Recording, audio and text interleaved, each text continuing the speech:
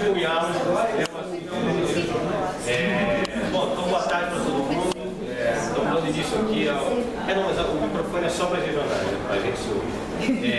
Porque a gente está com a transmissão pela internet. Então as regionais, aliás, saudaram o pessoal das regionais, né, possivelmente agora está assistindo com a gente, que vão poder também participar, inclusive, do debate. É uma maneira de tentar resolver essa distância e a gente suou um bocado para conseguir a possibilidade técnica de fazer isso, vai aperfeiçoar para as próximas. Então, vamos dar início então à nossa roda de conversa com os convidados, né, de hoje. Mauro Iazzi está aqui conosco, José Pina, Mauro, professor da Escola de Serviço Social da FRJ, Pina, colega nosso, Silvio Cruz, da ENSP, para um debate importante sobre a conjuntura, né, sobre o mundo do trabalho hoje, quais são os desafios que estão colocados também, os dilemas que a gente precisa enfrentar, mas esse momento não se esgota hoje, é importante dizer isso, tá? A gente, na verdade, está inaugurando um ciclo que já tem atividades agendadas para os próximos meses. Então, no dia 20 de maio, a gente terá o Carlos Alquer Reis aqui, que virá também conversar conosco. Sempre o plano de fundo é a conjuntura, mas a gente vai tentar também trazer, né, pessoas que falem com alguma especificidade de campos que a gente identifica com importância. A saúde, não precisa dizer, é central para nós. No dia 17 de junho, a gente terá a Sara Grânimo aqui, também professora lá da Escola de Serviço Social, vem também falar da conjuntura mais no aspecto da Previdência, as questões do fundo público, né, diante da crise do capital. Temos outros nomes já acertados, sendo apenas uma questão de ajuste de agenda.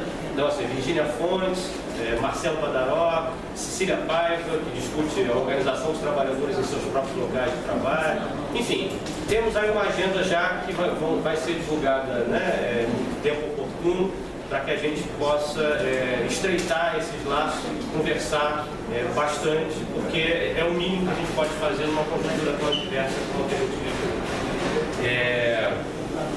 Bom, por fim, antes de passar a palavra para os convidados, queria dizer também que essa atividade também é uma atividade voltada para a mobilização que vai muito além da própria Fiocruz e que tem diretamente a ver com a questão dos trabalhadores desse país de modo geral.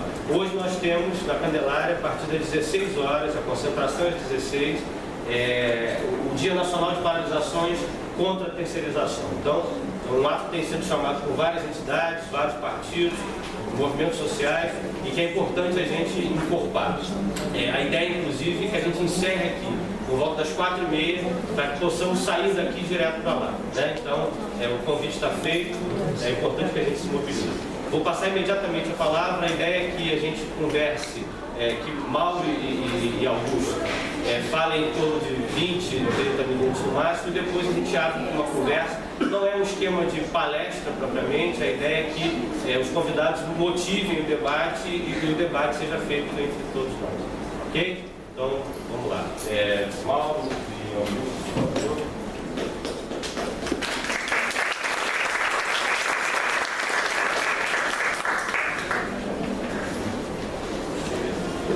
Bom, por uma combinação, vou pedir que vocês façam no microfone por conta das regionais. Uma combinação entre os dois, o Mauro começa e o Pina na sequência fala, ok? O Mauro, por favor. Bom, boa tarde a todos e todas. É um prazer estar aqui. Queria cumprimentar o pessoal pela organização da atividade, dessa roda de conversa. Reforçar o convite para a gente participar das mobilizações nesse dia de luta contra a terceirização, né? E dizer que a conjuntura está marcada por alguns episódios que evidenciam uma tendência que já vem se implementando, né? Começam por esses episódios, mas eles acabam dando uma comprovação de uma certa tendência que já vem se implementando no Brasil e mesmo no mundo, que afeta diretamente os trabalhadores, né? Isso, na conjuntura mais presente, é marcado, por exemplo, pela aprovação do texto básico do projeto de lei 4.313, privatizações e por uma ofensiva contra os direitos dos trabalhadores, gerando um quadro que a gente identifica como precarização, né? Quer dizer, vou deixar a tarefa mais difícil para o Augusto, a conjuntura não está fácil, né? E vou aqui me permitir pontuar algumas questões que eu acredito que estão na raiz desse fenômeno que nós estamos identificando, né? O pessoal tentando acertar isso aqui.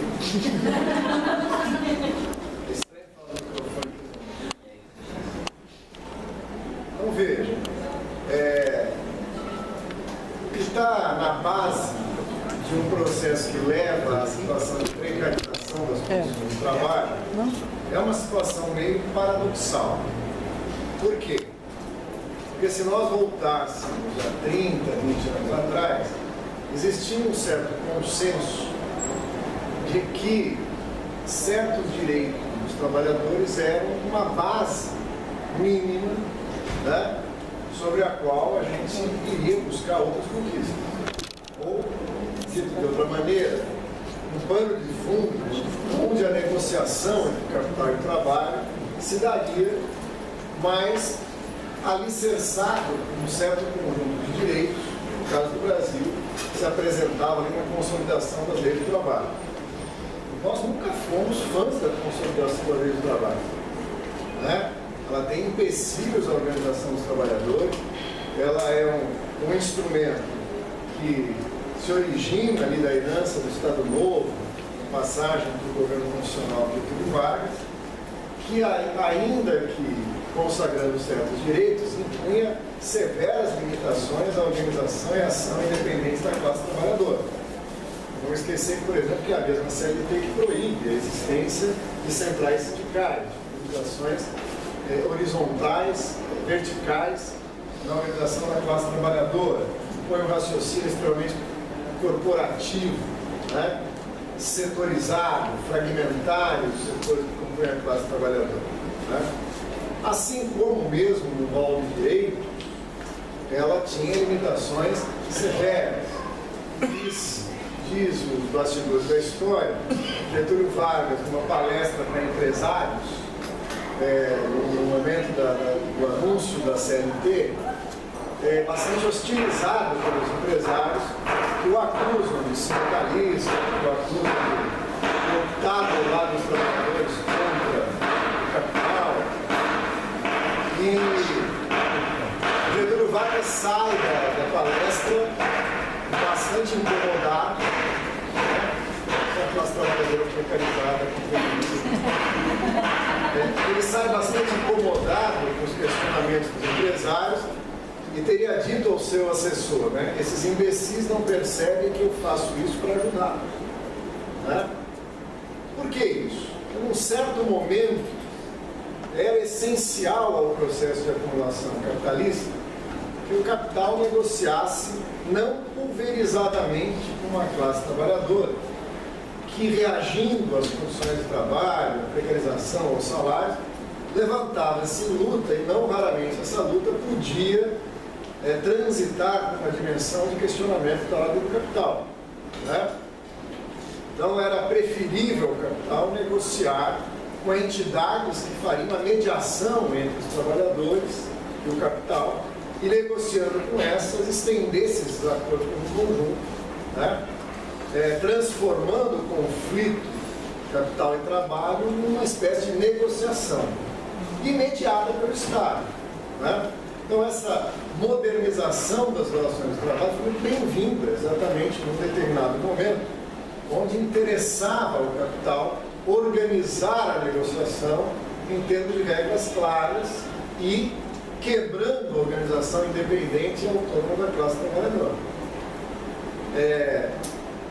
O que ocorre é que essa forma de organização sindical ela corresponde a um determinado momento do processo histórico do capitalismo.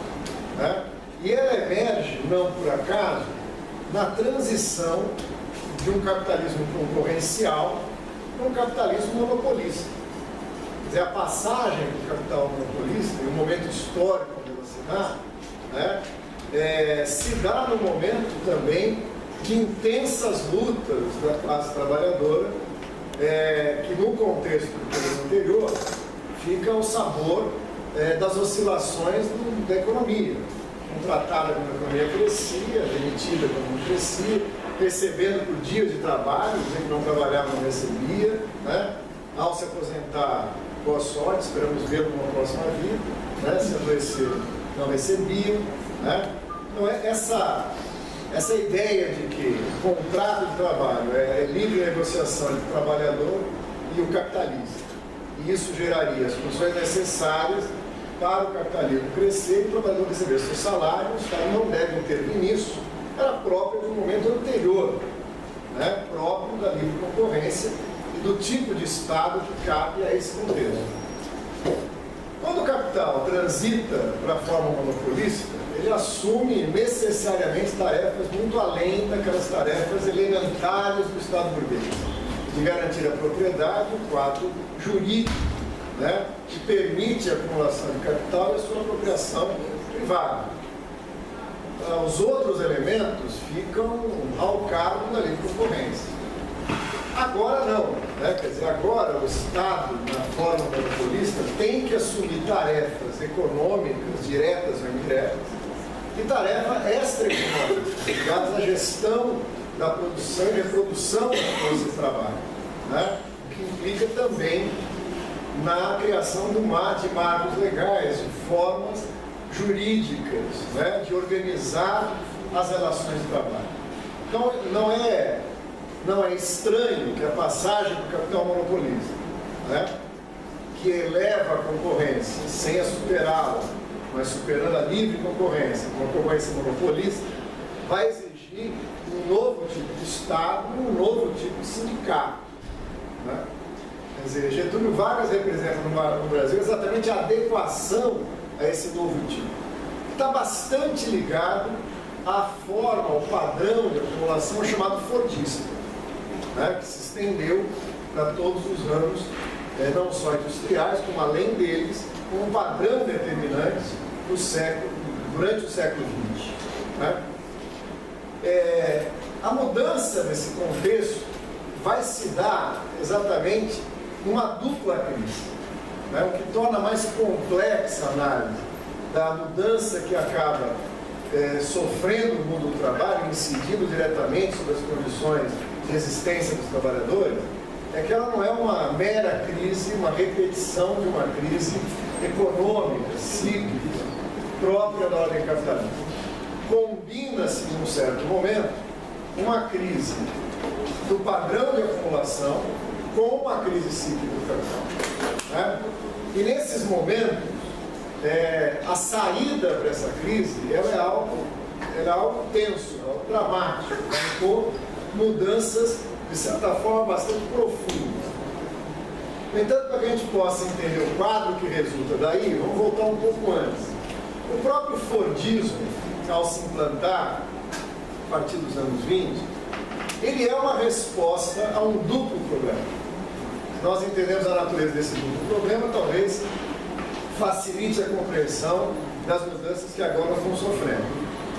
O duplo problema, por quê? Porque não era apenas a necessidade de adequar as formas produtivas a um padrão de acumulação próprio da ordem monopolista, né?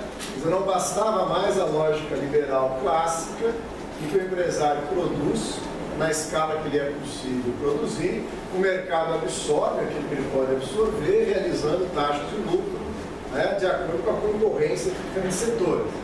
Você tem agora setores monopolizados, que diante de si abre um enorme potencial de ocupação de um mercado virtualmente infinito. O mercado se torna mundial, né? E aquela produção para escalas limitadas agora tem que ser pensada em grandes escalas. Então o Fordismo equaciona isso. A equação que resolve o problema da acumulação é, de certa forma, bastante simples. E apesar da fama em torno do Sr. Ford, tem muito pouco de novidade nisso que está envolvido na produção fordista. o Ford potencializa algo conhecido, né? Que está inclusive descrito por Marx no capítulo do Capital relativo ao trabalho cooperado, né? O papel da cooperação no trabalho. O que o Ford percebe é que a divisão interna à fábrica do trabalho, né, permite um aumento de produtividade. O instrumento que ele introduz e que permite essa potencialização, que é a linha de produção, né, fragmenta o trabalho, né, divide o trabalho em aspectos parciais, né, e vai se somar a contribuição de Taylor a ideia de que eu divido, fragmento o trabalho entre o ato da produção e da gestão científica do trabalho, né, do comando e da execução. Essa potencialização resolve o problema da acumulação, acelera a produtividade do trabalho, né?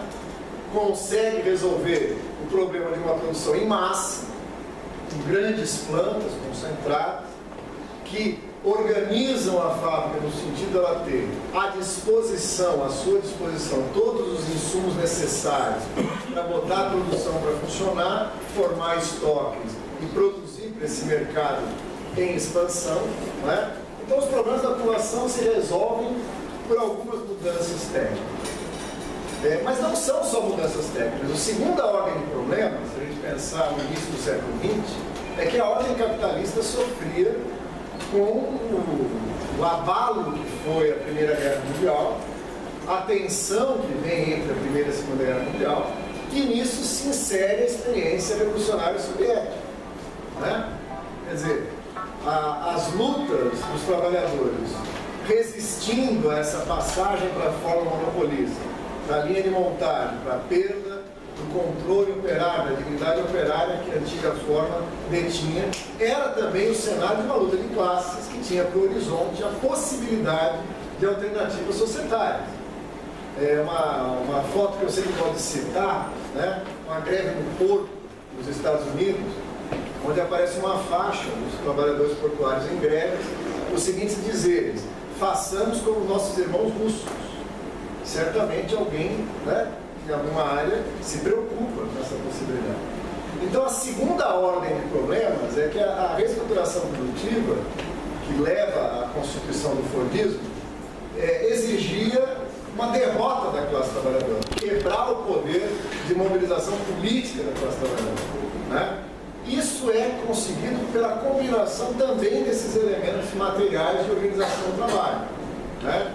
Eu fragmento o trabalho, retiro a gestão, né, daquele antigo trabalhador que conseguia ainda, de certa forma, menos que o artesão, né, mas mais ainda do que vai acontecer no futuro, né?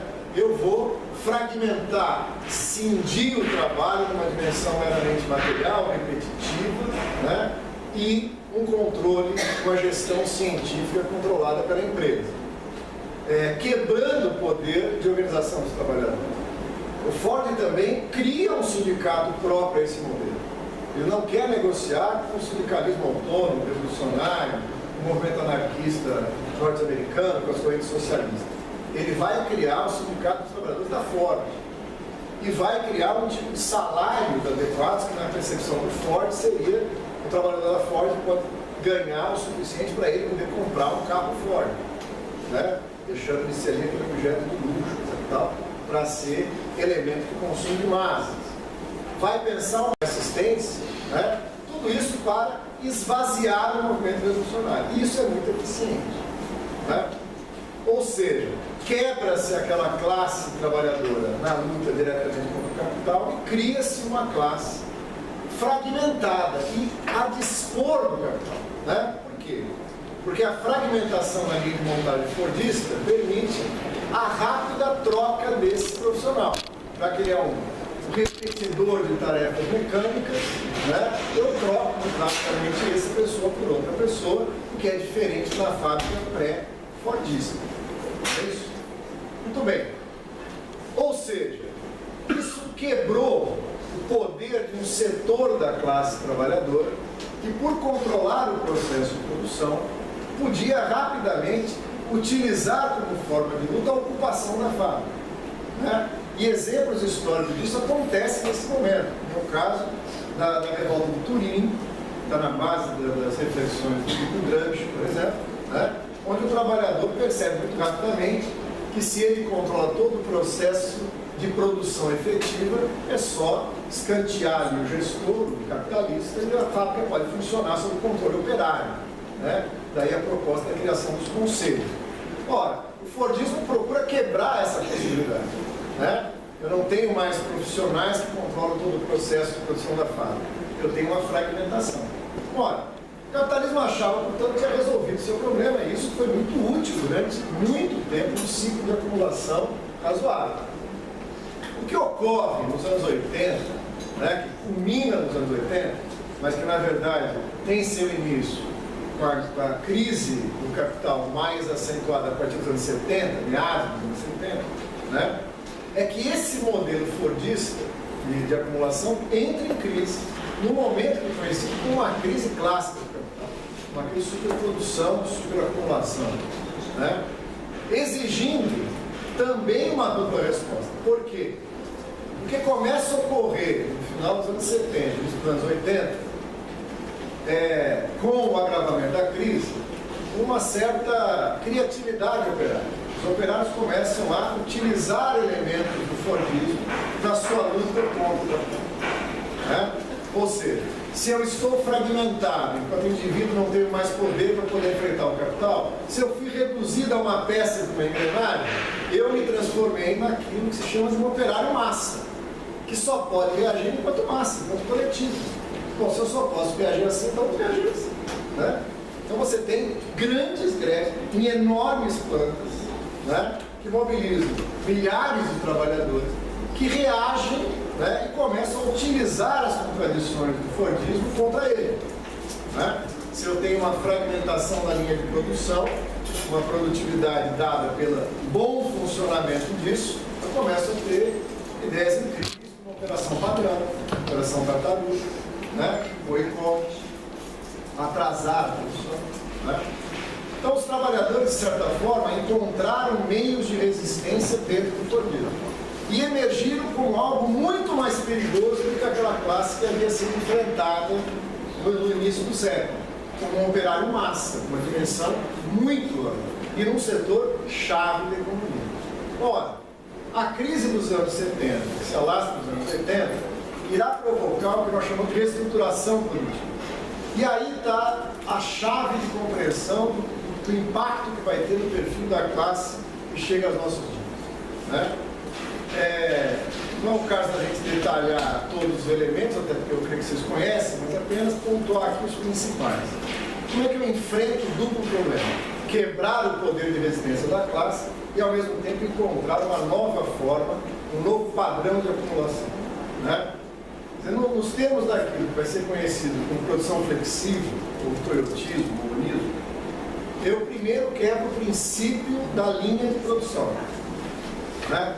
E vou recuperar elementos, que de certa forma é uma recuperação, do trabalho em equipe, né? A gente gosta muito de citar o exemplo japonês, como se fosse uma vanguarda nesse processo. Mas, incrivelmente, a vanguarda nesse processo é sueca, né? Os primeiros experimentos de quebrar a lógica de uma linha de produção fragmentada e transformar isso em trabalho de equipe é feito em fábricas suecas, né? O que o Japão vai ser o catalisador desse processo é que ele vai usar uma série de experiências anteriores da produção propriamente dita, mesmo de esferas de circulação, para reorganizar o trabalho produtivo de maneira a torná-lo mais eficiente. Isso por quê? Porque estamos numa brutal crise de acumulação, numa superacumulação de capitais, né? E nessa brutal crise de acumulação tem uma prioridade buscada na reorganização do trabalho, né? É preciso eliminar no processo de trabalho toda e qualquer atividade que não esteja diretamente ligada à produção de valor, né? O processo que o Carl Antunes, pegando um termo do Mesaros, chama de do Harvard, chama de liofilização da produção. O que quer dizer isso, né? Fazer uma lipo na fábrica, tirar tudo que é externo diretamente à produção de valor. Concentrar naquilo que os gestores desse sistema chamam de área core, o coração da atividade. Essa seria a atividade central, aí seria concentrada a produção. E aos setores não essenciais vai aparecer a figura da terceirização, né?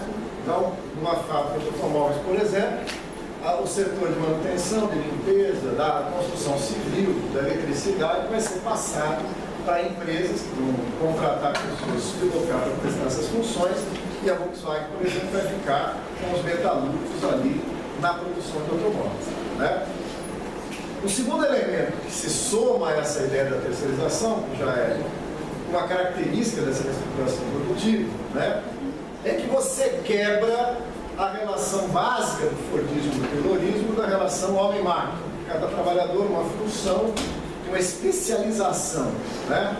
Quer dizer, o círculo, a célula, o grupo, quebrando a linha de produção, faz com que o trabalhador seja obrigado a transitar por uma coisa que vai parecer ideologicamente, como um termo agradável, que é a chamada polivalência, né?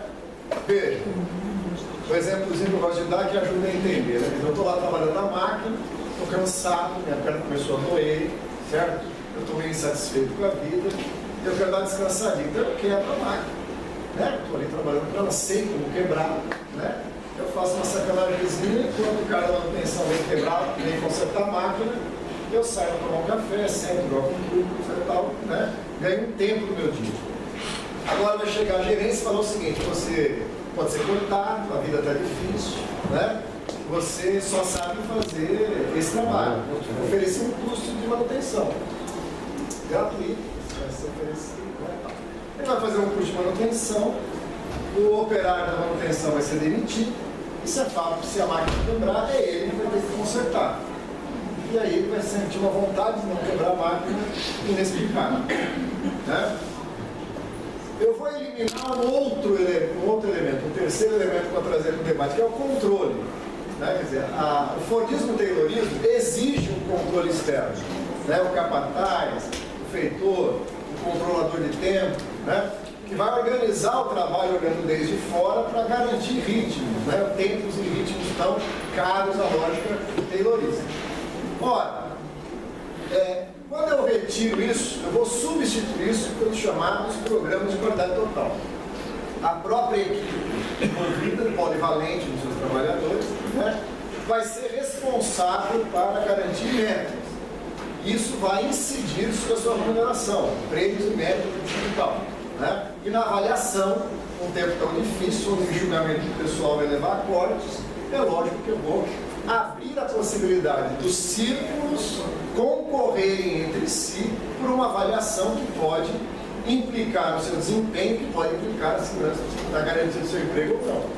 Então, os próprios trabalhadores incorporam as tarefas do controle da produção e da qualidade. Qualidade, como diz o Mesaros, não significa nada relativo ao valor de uso, né? Quando a gente ouve programas de qualidade total, você fica animado com a sociedade que vive. Você fala, nossa, os capitalistas estão muito preocupados se os produtos que vão chegar na minha casa são bons, né? São de qualidade. Não, a qualidade total, ela é um programa organizado para evitar o retrabalho. É também uma questão pensada no valor, na lei do valor, né? Tudo que você tem que voltar à linha de produção e trabalhar de novo significa desperdício de trabalho, substância fundamental da formação do valor. Portanto, retrabalho é prejuízo. Qualidade significa parâmetros de produção que permitem chegar ao final e aquele produto ser encaminhado ao consumo, e uma vez encaminhado ao consumo, dure pouquíssimo para poder voltar e ser substituído por uma produção. O Mesaros ironiza isso chamando de queda tendencial do valor de uso, né? A fase atual que nós estamos no capitalismo é uma fase de diminuição constante do tempo de vida útil dos produtos, porque encurtar esse ciclo é uma das saídas da acumulação na fase que nos encontramos, né? Então veja que eu estou apenas destacando alguns dos elementos da estrutura produtiva, e os exemplos que eu estou dando são de produção direta, né, da esfera produtiva, mas isso acaba virando um parâmetro que vai ser estendido para toda a sociedade, outros setores, né? Quer dizer, quando você pega, por exemplo, toda a linguagem, né, do Bresser Pereira, as pessoas no Brasil são delicadas falar delas, porque a gente não sabe o que são, né? Eles eram inimigos mortais, mas lembra o Bresser Pereira? O mal Bresser Pereira, o Bresser Pereira, o mal, é o que tinha feito a reforma do Estado, né? É o autor. E quando você lê a lógica que ele apresenta para justificar a reforma do Estado, todas as palavras da própria reestruturação produtiva aparecem nesse ideário, né? O Estado precisa ser eficaz, né? Precisa da produção por metas, por desempenho, avaliação, a polivalência, né? A qualidade total, todos esses elementos aparecem. Na esfera pública, é evidente que não se trata da produção do valor nem da economia de trabalho, né? Um outro aspecto tem a ver com o saneamento financeiro do Estado para torná-lo apto a continuar mantendo a sua capacidade de pagamento do serviço financeiro, de transferência do fundo público para a iniciativa privada. Mas isso significa uma reestruturação que impõe aos trabalhadores esses elementos. Ora, o que nos interessa, o pessoal evidentemente não está falando, mas eu já estou no final. Isso nos interessa pelo seguinte, isso produz um impacto sobre a classe trabalhadora. Mas ao contrário do que possa parecer inicialmente, esse impacto não é só um impacto de condições de trabalho, né? O impacto é muito maior, né? O que resolve o problema da crise dos anos 70 não é só a reestruturação produtiva, né? A reestruturação produtiva, como vimos, não é um mero rearranjo técnico da organização do trabalho que permite uma acumulação mais eficiente. É necessário também quebrar a classe trabalhadora que nos anos 70 e 80 havia entrado em cena vigorosamente com greves de massa, com questionamentos do fim daquele ciclo do longo crescimento que as economias capitalistas haviam evidenciado. O que resolve a crise do capital dos anos 80 é a crise da União Soviética, né? A quebra do bloco socialista, o partido dos montes da União Soviética, a lenta reconversão da China no sentido do capitalismo, o isolamento das experiências socialistas, dos montes do leste europeu, abre uma área para a acumulação de capitais, né, que cria as condições para o capitalismo empreender um novo ciclo de acumulação, né? O próprio Mesaz, quando trata da crise, fala de barreiras intransponíveis. Uma das barreiras que ele descreve no Paralelo do Capital é que o capital encontrava barreiras políticas, batia ali no leste, não tinha como avançar além dali, ou da China, né? Quer dizer, esse pequeno empecilho foi superado, né? O capital pôde circular. O segundo empecilho que foi superado e que está na raiz dessa derrota da classe trabalhadora é que as condições do capital monopolista nesse cenário passam a ter como campo da exploração do capital virtualmente o mundo todo, né? Essa produção chamada flexível permite uma divisão do trabalho mundial, né? E a circulação do capital, não só financeiro, mas da própria produção física das mercadorias na dimensão de um mercado global. O que permite que a força de trabalho não seja mais pensada em termos nacionais. Quer dizer, a força de trabalho que o capital chinês pode pensar não é mais só do trabalhador chinês, ou do japonês, ou do europeu, né? Quer dizer, parte do exército industrial de reserva do Japão, no boom de crescimento da economia japonesa, estava no Brasil, né? Podia captar essa força de trabalho. Seja pelo investimento econômico direto aqui das empresas japonesas, seja da migração da força de trabalho para lá. Então isso cria uma correlação de forças extremamente desfavorável para a classe trabalhadora. Seja por fatores objetivos pela reestruturação produtiva, seja por aspectos políticos pela crise do socialismo, né? Quer dizer, não é à toa que nesse contexto recuperam-se teses muito antigas, teses lá da década de 40, da década de 50, que vão reaparecer nos anos 80 com uma certa consenso, inclusive no mundo acadêmico, né? As teses que vão falar do fim do mundo do trabalho, da perda da centralidade das classes como instrumentos de análise para compreender as sociedades contemporâneas. Uma ofensiva teórica e ideológica, né, que questiona na base, no fundamento, a existência de uma classe trabalhadora e o seu papel central na ordem contemporânea. Né? Não é à toa que vai aparecer o trabalho do Daniel Bell, Sociedade Pós-Industrial, né? O Turreni, que é amigo de vários presidentes, ele está tentando escolher qual vai ser o próximo amigo dele agora, né? Amigo do FHC, amigo do Lula, não sei quais relações de amizade dele com a Dilma, mas ele tem uma série de amigos, né? E o Turreni escreveu um livro chamado Pós-Socialismo, né? A crise da sociedade do capital é também a crise da alternativa socialista, alternativa da classe trabalhadora. Gors vai escrever o seu famoso livro Adeus ao Proletariado, por uma outra perspectiva, mas alertando ao fato de que o perfil da acumulação do capitalismo na sociedade atual havia mudado de tal maneira que desconstruía os próprios fundamentos da sociedade industrial de classes. Ora, o que eu quero destacar, né, seria um momento de aprofundar cada um desses argumentos, mas o que eu quero destacar é que havia um certo convencimento geral de que nós tínhamos mudado de tal maneira a natureza da sociedade capitalista, na transição de uma sociedade pós-industrial, para o caminho que fosse, por exemplo, do Habermas, né? Uma sociedade do conhecimento, uma sociedade que transitava da centralidade da disputa dos recursos econômicos escassos, pelo controle dos pontos normativos, né? Das regras da distribuição e dos valores que orientariam essa regra. Portanto, o problema não seria da distribuição da propriedade de recursos, mas da comunicação entre os agentes para chegar em consensos. Quer dizer, todas essas teorias, cada uma no seu campo, né, enfatizavam o fato de que a velha sociedade de classes havia desaparecido. E que os trabalhadores haviam perdido aquilo em torno do qual construíam sua própria identidade de classe, que era a produção do valor, né, e o papel que essa classe tinha na centralidade da reprodução do capital. Ora, isso impôs, como gosta de dizer o professor Ricardo Antunes, uma nova morfologia na classe trabalhadora. O que é isso? Um novo formato, uma nova forma da classe trabalhadora. Quais são essas características de forma bem resumida?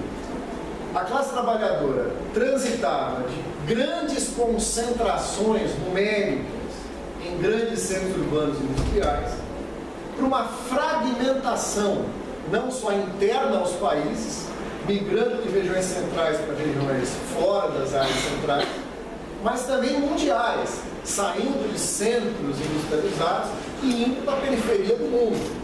Né? Periferia do mundo, vocês sabem, né?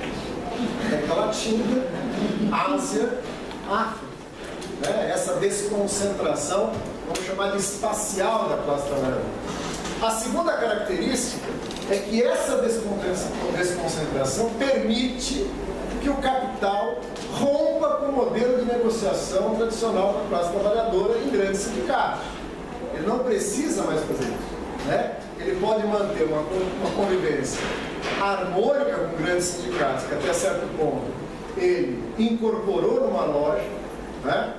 E essa classe fragmentada sai da proteção desses grandes sindicatos. Vamos um exemplo prático, né? Quando você negociava com o sindicato dos metalúrgicos do ambiente, os índices de aumento daqueles trabalhadores, chegou o Alexandre para discordar comigo. Quando você negociava, aquele índice de aumento ia para o trabalhador da limpeza da Volkswagen. Né? Ele era sindicalizado com os sindicatos metalúrgicos.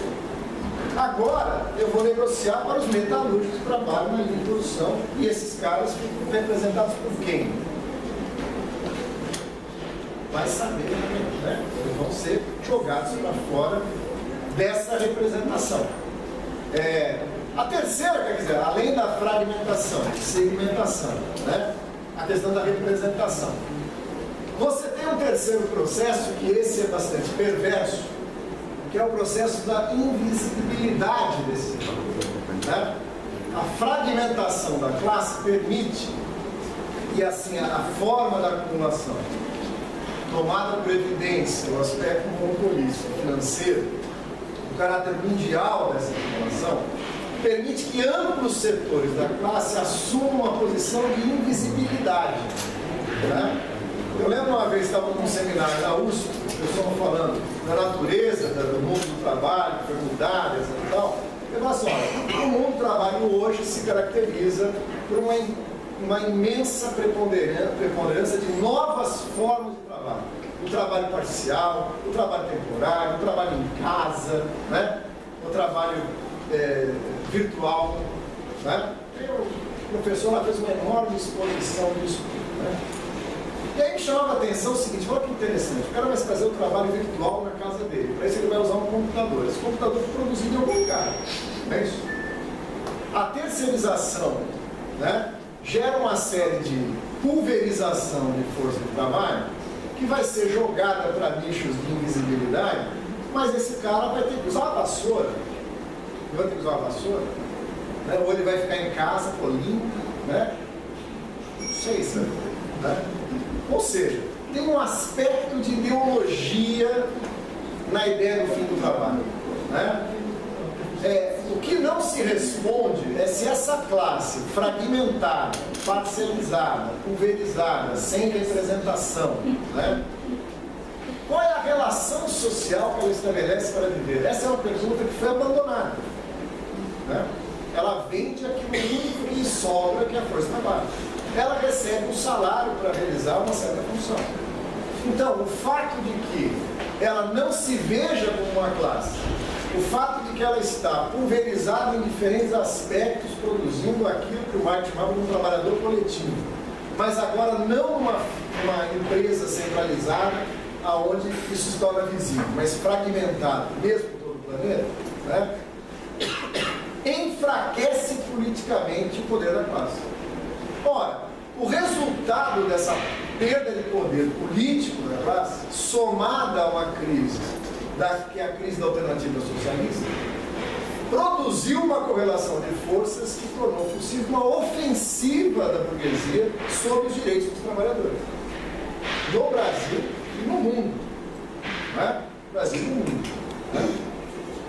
A Sara, que vai vir aqui falar com vocês, está voltando de Portugal e ela contava o quanto os trabalhadores estão muito tristes porque perderam, ninguém mais lá consegue manter o mínimo de contrato para ter o seu 15º salário. Atenção para a reação de vocês. Nossa, os caras tinham 15º salário. Já tinha incorporado com o direito adquirido. Não tem mais. Nós estamos aqui perdendo o 13º. Né? Acabando. Ou seja, esse quadro era uma derrota política e essa derrota política vem acompanhada de uma perda de direito. Não é de se estranhar que diante de um patamar de ofensiva da classe de direitos, né, que avança sobre esses direitos e não consegue produzir uma reação dos trabalhadores para barrar, a não ser pontuais, evidente que resistências houveram durante todo esse tempo, mas não houve uma resistência geral na forma como a gente podia identificar no século XX, a burguesia se sente à vontade para avançar ainda mais sobre esses direitos. Né? O que prevalece hoje é uma concepção de que a própria ideia de direitos é errada. E aparece uma ideia novíssima. Qual é a ideia novíssima? Deixe que os trabalhadores entrem em contato com seus empregadores, negociem suas relações de trabalho, e o Estado não tem nada a ver com isso. Ele apenas referenda aquilo que foi negociado. Ora, o que nós estamos fazendo é fechando um longo ciclo, se vocês entenderem. Né? Saindo dessa situação no início e voltando a ela num patamar superior. Por que superior? Por que é possível, e aí eu finalizo, agora o capital conduzir essa situação? Mandar cada um para o seu canto, garantir a produção mesmo fragmentada, pulverizada, sem nenhum quadro de referência para garantir as negociações. Porque o capital finalmente subordinou a vida. Nós vemos uma época da subordinação real do trabalho ao capital. A vida não consegue se reproduzir a não ser subordinando o seu capital. Essa é a base, essa subordinação é a base do capital. diante da derrota política dos trabalhadores, impõe as suas condições. E, ao que parece, elas são terríveis para a classe trabalhadora. O problema de operação disso é que existem setores, né? Existe aí um momento de ritmo, de disparidade. Como fazer com que uma geração de trabalhadores que vivem esses direitos aceite uma nova condição sem esses direitos, né? O Capital parece prever essa situação e age de maneira muito inteligente. Ele trabalha na lógica da extinção gradual por gerações, né? Isso a gente vê muito claramente na Previdência. Não vou aceitar, porque eu conquistei a Previdência Integral. Parabéns, você vai ter a Previdência Integral. Quem entrou logo atrás de você não vai ter. E aí, quando você morrer, morre junto com você o direito. Vai ter dois enterros juntos, né? Você e o seu direito será enterrado junto. Aquela geração que vem atrás não tem. Na UFRJ tem 3 gerações. Quem tem a Previdência Integral, quem já não tem integral, no meu caso, chegou um pouquinho depois, que está entrando agora, depois de 2012, que vai receber pelo piso da Previdência, né? E o importante é que nós tendemos a naturalizar isso. A vida é assim, né? Eu dei sorte, fiquei na frente, escapei da matança que veio depois. O que está faltando? A percepção de que isso, em 3 níveis de direito, é uma única classe, né? Como a consciência de classe foi quebrada, essa classe não consegue agir como uma classe, perdendo força e abrindo terreno para a precarização, que vai gerar uma série de problemas, mas que aí o Zé Augusto vai explicar todos eles, dando as respostas. É isso? Obrigado.